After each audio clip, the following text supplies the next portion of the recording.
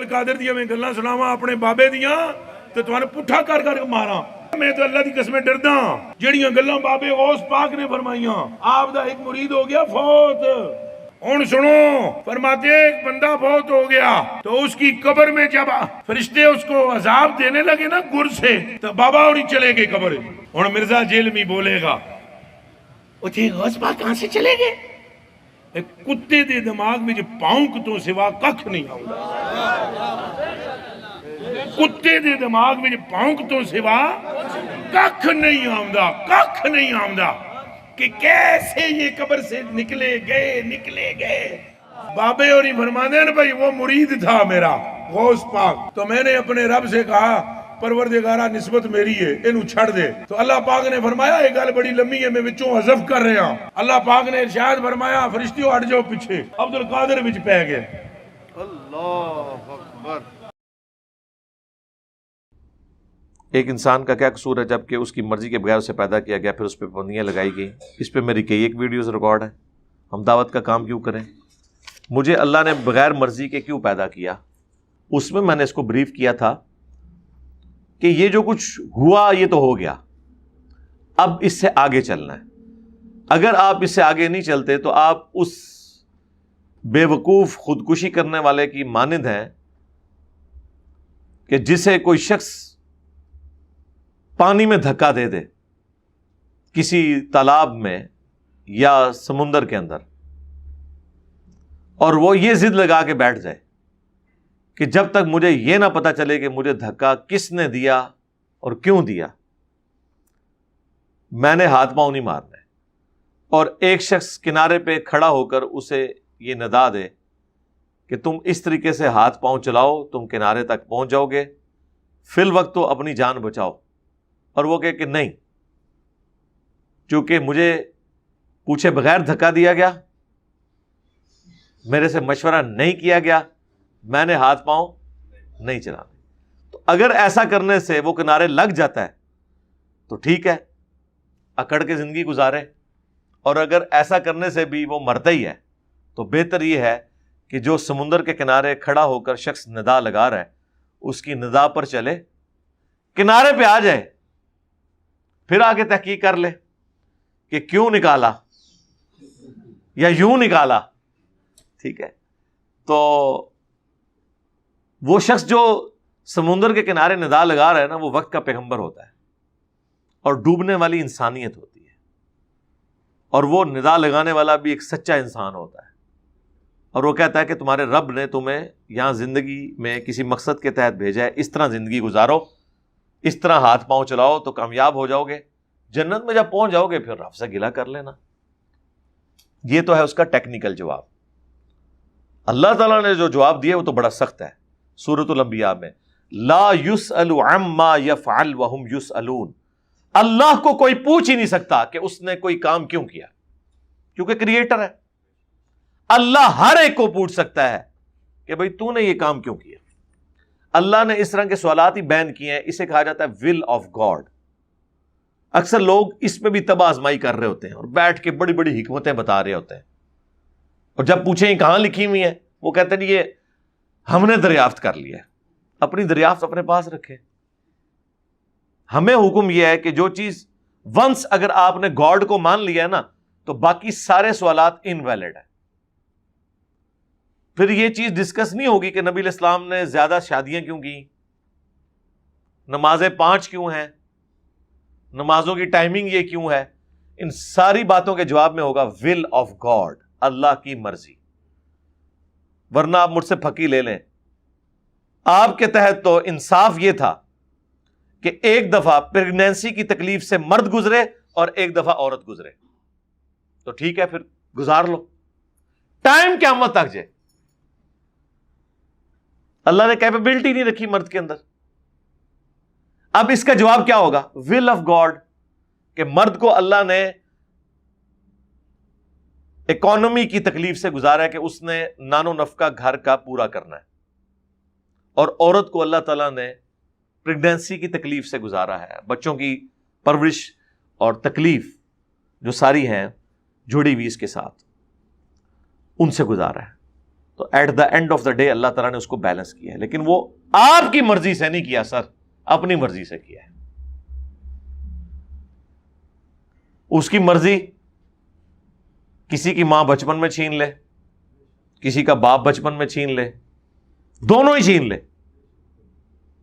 اب اس پہ کوئی وہ کرسچنز کہتے ہیں نا جی مسلمانوں کا خدا بڑا سخت ہے. جی ہمیں فخر ہے کہ قرآن کا خدا طارق جمیل صاحب والی گفتگو نہیں فرماتا، غامدی صاحب والی گفتگو نہیں فرماتا، وہ گفتگو کرتا ہے جو ڈاکٹر اسرار صاحب کرتے تھے یا میں کرتا ہوں. یقین نہ آئے تو آپ خود پڑھ کے دیکھ لیں. قرآن کا جو مرکزی ٹاپک ہے وہ ہے ہی انذار، ڈر سنانا. وَأُوحِيَ إِلَيَّ هَذَا الْقُرْآنُ لِأُنذِرَكُمْ بِهِ وَمَنْ بَلَغَ. اے نبی قرآن اس لیے نازل کیا ہے تمہاری طرف، تم اس قرآن کے ذریعے ڈر سنا دو انسانیت کو، اور جس تک بھی یہ پہنچ جائے اسی کے ذریعے ڈر سنائے. خوشخبری بھی ہے، لیکن ان کے لیے جو بات مان لیں، جو باغی ہیں ان کے لیے ڈر ہے، اور زیادہ تو باغی ہیں، اور ماننے والے بھی باغی ہیں. ماننے والے بھی صرف اللہ کو مان رہے ہیں، اللہ کی نہیں مان رہے، باقی کو تو آپ چھوڑ دیں. تو یہ ڈر ہے. ہدی للمتقین، ہدایت ہے ان کے لیے جو ڈر جائیں. اس سے مراد یہ داڑھی پگڑی نہیں ہے. متقین کا مطلب وہ کہتے ہیں نہیں، وہ نیک بندوں کو صرف قرآن سمجھ آ سکتا ہے. بھائی قرآن میں تو لکھا ہے ہدی للناس وبینات من الہدی والفرقان، تو پوری انسانیت کے لیے ہدایت ہے. اس میں ہدایت کے روشن دلائل ہیں، اور یہ فرقان ہے، حق اور باطل میں تمیز کرنے والی کتاب. اس میں تو ہدی للناس ہے.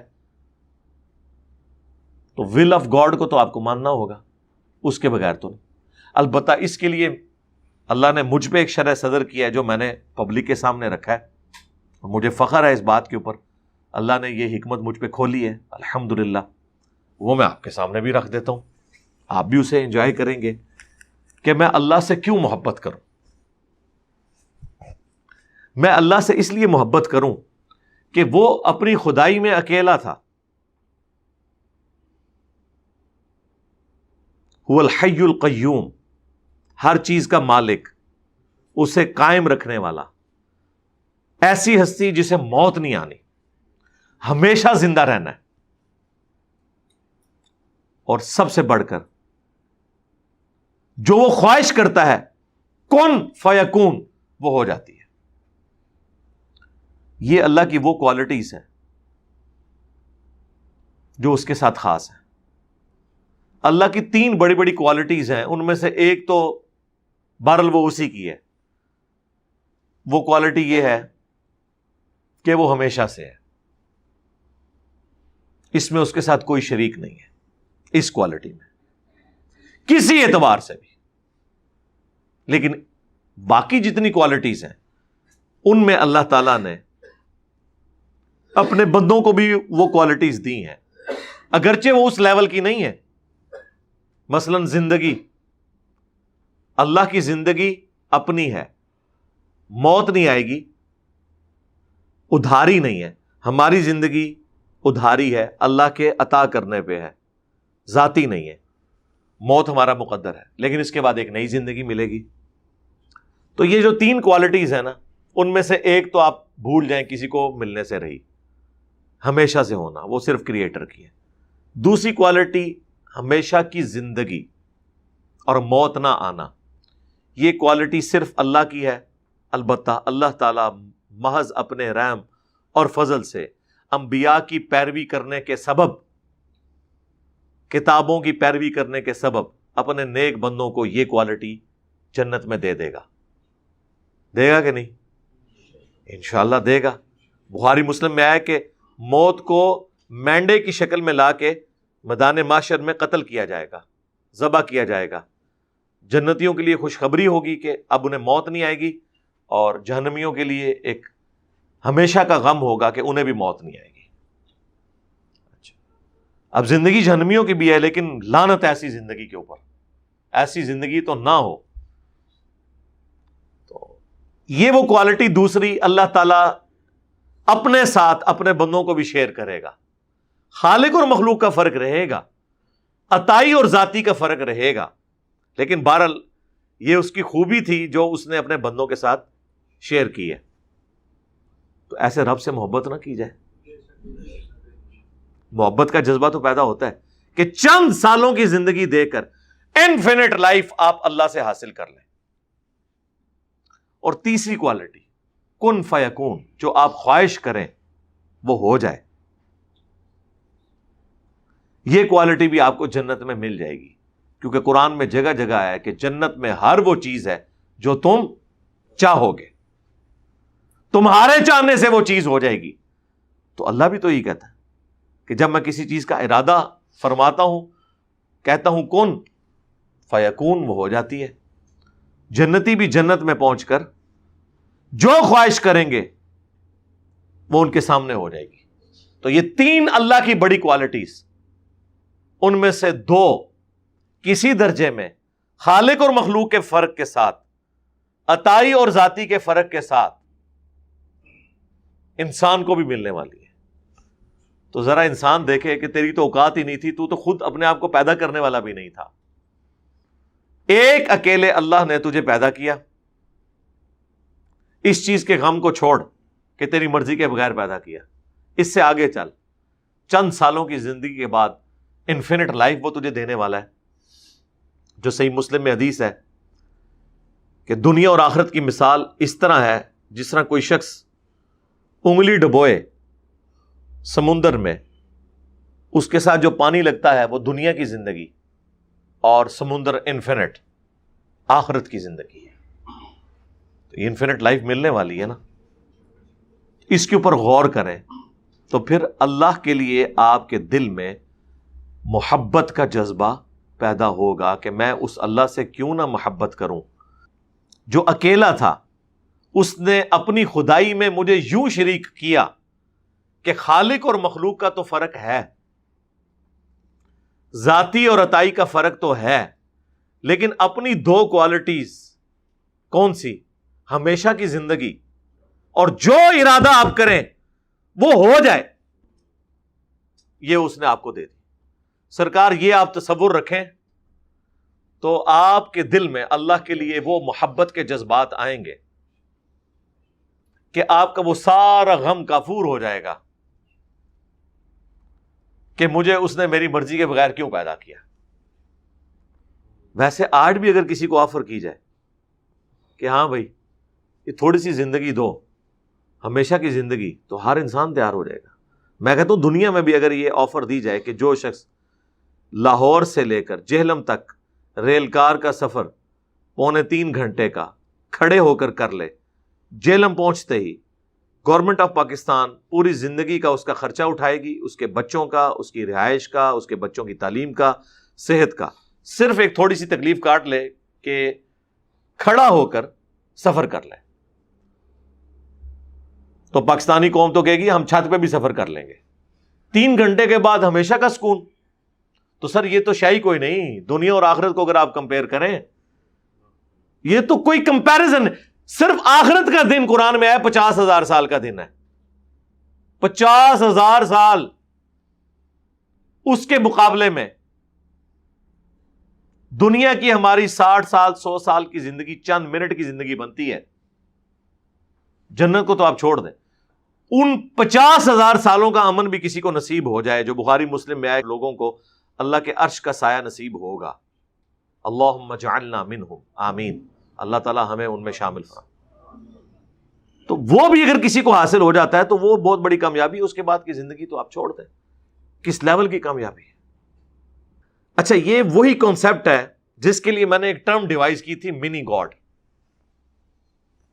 جس کو کافی اٹھایا. ان لوگوں نے اٹھایا جنہوں نے قبروں میں پڑے ہوئے بابوں کو منی گاڈ نہیں بڑا گاڈ بنایا ہوا ہے. یار جب آپ کو کہیں کہ عبد القادر جیلانی نے روح کھو لی تو وہ تو خدا سے بڑا خدا بنا لیا نا. قادر دیا میں گلاں سناواں اپنے بابے دیاں تے تواں پٹھا کر کر کے ماراں. میں تو اللہ دی قسمیں ڈردا جڑیاں گلاں بابے غوث پاک نے فرمائیاں. آپ دا ایک مرید ہو گیا فوت. ہن سنو، فرماتے ایک بندہ فوت ہو گیا تو اس کی قبر میں جب فرشتے اس کو عذاب دینے لگے نا گر سے، تو بابا اور چلے گئے قبر. ہن مرزا جیلمی بولے گا وہ جی غوث پاک کہاں سے چلے گئے؟ ایک کتے دے دماغ میں جو پاؤنک تو سوا ککھ نہیں آؤں، کتے دے دماغ میں جو پاؤنک تو سوا ککھ نہیں آؤں کہ کیسے یہ قبر سے نکلے گئے۔ بابے اور ہی فرمانے ہیں بھائی وہ مرید تھا میرا غوث پاک، تو میں نے اپنے رب سے کہا پروردگارہ نسبت میری ہے انہوں چھڑ دے، تو اللہ پاک نے فرمایا یہ گل بڑی لمبی ہے میں وچوں حذف کر رہا ہوں۔ اللہ پاک نے ارشاد فرمایا فرشتیوں ہٹ جاؤ پیچھے، عبد القادر وچ پہ گئے۔ اللہ اکبر۔ کیونکہ وہ اسرائیل کس کی مرضی سے آتا ہے؟ اللہ کی مرضی سے۔ تو جن لوگوں نے قبروں والوں کو مدد کے لیے پکارا، مرے ہوئے لوگوں کو، ان کا ایاک نعبد و ایاک نستعین کی وائلیشن کا یہ لیول ہو، اور وہ ہمیں کہیں کہ جی انجینئر صاحب جو ہیں وہ دیکھیں وہ تو منی گاڈ لفظ بولتے ہیں، تو انجینئر صاحب نے خالی یہ جملہ بولا تھا، یہ پوری تمہید میں نے بیان کی تھی، اس پہ پھر میں نے ایک ٹرم ڈیوائز کی تھی، اور میں نے اس کے لیے لفظ بولا تھا خالق اور مخلوق کے فرق کے ساتھ۔ قرآن میں بھی موجود ہے سورہ الزمر میں کہ اگر اللہ نے اپنا بیٹا کسی کو چننا ہوتا نا، مخلوق میں سے جسے چاہتا چن لیتا، لیکن ہوتی وہ مخلوق، یعنی اللہ تعالیٰ اپنا بیٹا بھی مخلوق میں سے چننے کے اعتبار سے بات کر رہا ہے کہ اگر میں چاہتا تو چن لیتا، لیکن وہ ہوتی مخلوق، بیٹا ہوتا لیکن مخلوق ہوتی۔ اور یہاں تک کہ قل ان کان للرحمن ولد فانا اول العابدین، اے نبی صلی اللہ علیہ وآلہ وسلم ان سے فرماؤ کہ بالفرض اگر اللہ کا کوئی بیٹا ہوتا تو سب سے پہلے میں اسے پوچھ رہا ہوتا۔ ظاہر ہے پھر وہ اگرچہ وہ اللہ کا بیٹا ہوتا، معبود بھی ہوتا، لیکن وہ اللہ کی وہ کوالٹی جو ہمیشہ سے ہونے والی ہے وہ اس کو حاصل نہ ہوتی، کیونکہ ونس کوئی کریٹڈ ہو جائے تو وہ پھر اللہ نہیں رہتا۔ یہ اللہ کی کوالٹی ہے کہ لم یلد ولم یولد، لیکن پھر بھی اللہ نے فرمایا کہ اگر ہم نے کسی کو بیٹا چننا ہوتا نا، مخلوق میں سے کسی کو چن لیتے کہ یہ ہمارا بیٹا ہے، لیکن ہوتی وہ مخلوق۔ تو اس اعتبار سے اللہ تعالیٰ نے یہ پاسبلٹی تو قرآن میں بھی بیان کی ہے کہ اگر ایسا ہوتا۔ ہم نے تو آپ کو کوالٹیز کے اعتبار سے ایک ٹرم ڈیوائز کی ہے۔ یار آپ کے بزرگان دین اور بزرگان بے دین نے تو ہزاروں ٹرمنالوجیز ڈیوائز کی ہوئی ہیں، وحدت الوجود نہیں کی ہے۔ یہ کہاں آئی آیت میں، حدیث میں؟ جو ڈاکٹر اسرار صاحب آج تک بےچارے اپنی وفات تک صفائیاں پیش کرتے رہے کہ جی صوفیاء جو وحدت الوجود مانتے تھے وہ اصل میں لوگوں کو سمجھ نہیں آئی، کبھی وہ ان کو رد بھی کرتے تھے، کبھی سپورٹ بھی کر دیتے تھے۔ وحدت الوجود سے مراد یہ ہے کہ کائنات کی ہر چیز ایک اللہ کی وجہ سے اپنی اصلی حالت میں ہے، اگر اس کا امر کن ہٹ جائے تو یہ ہر چیز ختم ہو جائے تو ٹھیک ہے۔ ویسے جو وحدت الوجود صوفیاء کے ہاں آیا غلو کے درجے میں، اس میں حلول کا عقیدہ بھی آیا۔ ایون کشف المحجوب میں علی بن عثمان حجویری نے حلولیہ کو گمراہ فرقہ لکھا ہے، لیکن بہرحال موجود تھے صوفیاء کے اندر۔ تو وحدت الوجود کا کانسیپٹ کہاں سے نکالا ہے؟ کسی آیت حدیث میں تھا ڈائریکٹلی؟ یہ ٹرم ڈیوائز کی نا، ہمیں اس ٹرم سے بھی کوئی اختلاف نہیں ہے، ہم اس کی تھیم کے اوپر بات کرتے ہیں۔ حاضر و ناظر کس حدیث کے اندر تھا؟ ٹرم ڈیوائز کی نا، ہمیں کوئی اعتراض نہیں ہے، ہمیں تھیم سے اختلاف ہوتا ہے۔ حیات النبی صلی اللہ علیہ وآلہ وسلم، اس نام کے ساتھ تو کوئی عقیدہ دنیا میں نہیں تھا نا، محدثین نے ایک ٹرم ڈیوائز کی۔ امام بیہقی نے حیات الانبیاء فی قبورہم کتاب لکھی، بعد میں یہ عقیدہ بن گیا۔ ہمیں کوئی نہیں، ہم تھیم پہ بات کرتے ہیں کہ آخرت کی زندگی مانو، ٹرم سے تو ہمیں کوئی اختلاف نہیں۔ سنت موقدہ کسی حدیث میں نہیں آیا تھا، حدیث میں تو یا فرض نماز آئی ہے یا نفلی نماز، آپ نے ایک ٹرم ڈیوائز کی، ہم نے ویلکم کہا، ٹھیک ہے یار کوئی مسئلہ نہیں، غیر موقدہ کریں کوئی مسئلہ نہیں۔ ٹرمز تو آپ کے سارے بڑے ابھی تک ڈیوائز کرتے آئے ہیں، لیکن وہ دیکھا جاتا ہے اس ٹرم کے پیچھے تھیم کیا ہے، اس کے اوپر بات ہوتی ہے۔ نا خدا بولا جاتا ہے نا، یہ لفظ ہے ناؤ خدا، کشتی کو چلانے والا نگہبان، ناؤ خدا، یہ مختصر ہو کے نا خدا بن گیا۔ یعنی کشتی کا خدا. اس کے اوپر کبھی کسی نے شرک کا فتویٰ لگایا؟ نہیں. خدا کا لفظ تو بول رہے ہیں. وہ کہتے ہیں نہیں یار یہ ان معنوں میں نہیں ہے. جی یہ انہی معنوں میں ہے جس طرح ہم منی گاڈ بولتے ہیں. وہ کشتی کا منی گاڈ ہوتا ہے, چلانے والا. قرآن میں بھی آیا سورہ یوسف میں, حضرت یوسف علیہ السلام نے کہا جب ایک بندے نے خواب دیکھا تو تعبیر کے طور پہ کیا فرمایا, تم میں سے ایک شخص اپنے خدا کو شراب پلائے گا, اپنے رب کو. رب کا لفظ ہے وہاں پہ. وہ کہتے ہیں نہیں وہ رب کا لفظ تو ہے لیکن یہاں رب کا لفظ جو ہے وہ آقا کے معنوں میں ہے. کیوں بھئی؟ پہلے صفحے پہ بتایا ہے تم نے ہمیں کہ رب العالمین ہے اللہ, تو اب یہاں پہ رب کا معنی کیوں چینج ہو گیا؟ وہ کہتے ہیں نہیں, رب پالنے والے کو کہتے ہیں, اللہ تو بڑا پالنے والا ہے نا, تو یہ جو آقا ہے جس نے غلام رکھے ہوتے ہیں وہ بھی اپنے غلاموں کے لیے رب ہی ہوتا ہے. اچھا تو اس کے اوپر تمہیں کوئی یاد نہیں آیا کہ تم نے اسے منی گاڈ بنا لیا ہے؟ کس نے بنایا؟ یوسف علیہ السلام نے. اور بیان کس نے کیا؟ اللہ نے قرآن کے اندر. وہ کہتے ہیں نہیں وہ دیکھیں وہ بھی تو ہے نا, رب ارحمہما کما ربیانی صغیرا. ماں باپ کے لیے بھی رب کا لفظ بولا گیا کہ اے رب ان دونوں پر رحم فرما جس طرح بچپن میں انہوں نے مجھے پالا تھا. تو بالکل ٹھیک ہے, ہوں آئے ہو نا لینڈ تے, ہاں ہوں تو اسماء و صفات بھی سمجھ آن گے کہ جب مخلوق کے لیے کوئی لفظ بولا جاتا ہے وہ ان تمام شرائط کے ساتھ ہوتا ہے, ذاتی اور عطائی کے فرق کے ساتھ, محدود اور غیر محدود کے فرق کے ساتھ, یہ ساری چیزیں اس میں امپلائڈ ہوتی ہیں, اور خالق اور مخلوق کے فرق کے ساتھ. اللہ بھی رؤوف الرحیم ہے. قرآن میں بالمؤمنین رؤوف الرحیم کسے کہا گیا؟ نبی علیہ السلام کو. لیکن ہم فرق کرتے ہیں, الرؤوف الرحیم اللہ ہے اور رؤوف اور رحیم نبی علیہ السلام ہے. جس طرح صرف سٹی ہوگا تو مدینہ ہے شہر, دی سٹی المدینہ وہ مدینۃ المنورہ ہے خاص. رحمان کوئی عام انسان بھی ہو سکتا ہے, الرحمان صرف اللہ ہے. السمیع البصیر اللہ ہے. لیکن قرآن میں ہے جعلناہ سمیعا بصیرا, ہم نے انسان کو سمیع اور بصیر بنا دیا ہے. یہ کیا ہو گیا؟ سننے والا اور دیکھنے والا. ہاں خالق اور مخلوق کے فرق کے ساتھ. ٹھیک ہے, تو اس اعتبار سے کوئی شخص اپنا علمی اختلاف اس کو رائٹ ہے رکھے. کوئی کہتا ہے جی میں وحدت الوجود کی ٹرم کی بھی نفی کرتا ہوں, میں سنت موقدہ کی ٹرم کو بھی نہیں مانتا, میں منی گاڈ کی ٹرم کو بھی نہیں مانتا. بہت اچھی بات ہے, آپ کا رائٹ ہے. لیکن اس کی بنیاد کے اوپر کسی کے اوپر بدعت کا فتویٰ لگانا, کسی کے اوپر شرک کا فتویٰ لگانا, یہ پھر آپ اصول اور مبادی سے ہٹ رہے ہیں. ورنہ اگر آپ اصول ایک کھڑا کریں گے تو پھر سارے اس اصول کے تحت آئیں گے. اسی لیے میری جو پچھلے دنوں ایک ویڈیو ریکارڈ ہوئی ہے 3.5 گھنٹے کی, انجینئر محمد علی مرزا اسٹوڈنٹس کی عدالت میں, اس میں نے کئی ایک اور ٹروتھ ریویل کیے ہیں تاکہ آپ کو یہ علمی جو اختلافات ہیں ان کو سمجھنے کا ڈھنگ آ جائے.